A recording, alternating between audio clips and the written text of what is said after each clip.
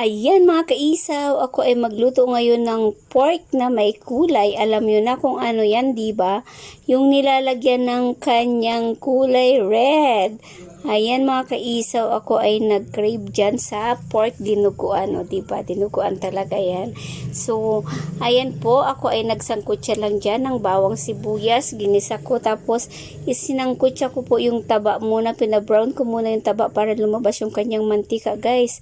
And ayan po, nilagay ko na yung kanyang laman nung maging brown na yung taba.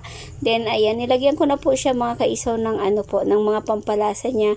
Nilagyan ko ng patis, ayan, black pepper, yan. Tapos, nilagyan ko rin syempre ng magic sarap. Yes, Maggi magic sarap, guys. Then, ayan, di pa ako kontento sa patis. Dinagdagan ko pa kasi medyo matabang payat niya.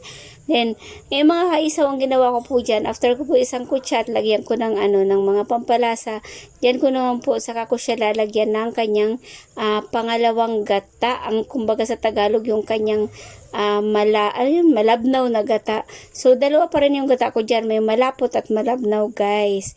Then, nung feel ko po ay okay na yung pagka-brown, golden brown ng ating pork, saka ko po nilagay si gata. And ngayon, mga kaisaw, yan yung gata. So, kung nakita nyo, yung gata ko is hindi kulay puti, mga kaisaw. Sa lugar po kasi namin, sa Masbate, yung instead na yung dugo ang ilagay mo dyan, ang gagawin po natin dun sa blood is ilagay natin sa nyog, at yun ang gagamitin nating pangpiga ng gata. Kaya naging kulay brown ang ating gata. Mukha na siyang chocolate, guys. Ayan, sabihin na lang natin na chocolate pork yan, mga kaisaw. Then, after ko ilagay yung malabnaw na gata, nung pinatuyo, ano na siya, pinatuyo ko lang siya, pinakulo, then saka ko nilagay yung pangalawa. Ayan, o. Yung pangalawang gata po na malapot is may kasama na siyang sili. Saka ko lang po inilagay yung aking siling green, mga kaisaw. Then, ang gagawin ko dyan is palalaputin ko lang po siya hanggang sa lumabas na po ang sariling mantika ng gata at ng ating pork. Then, ayan na siya mga kaisaw. Kulong-kulo na siya at ang lasa niya ay okay na. Okay na. Pasadong-pasado na sa akin.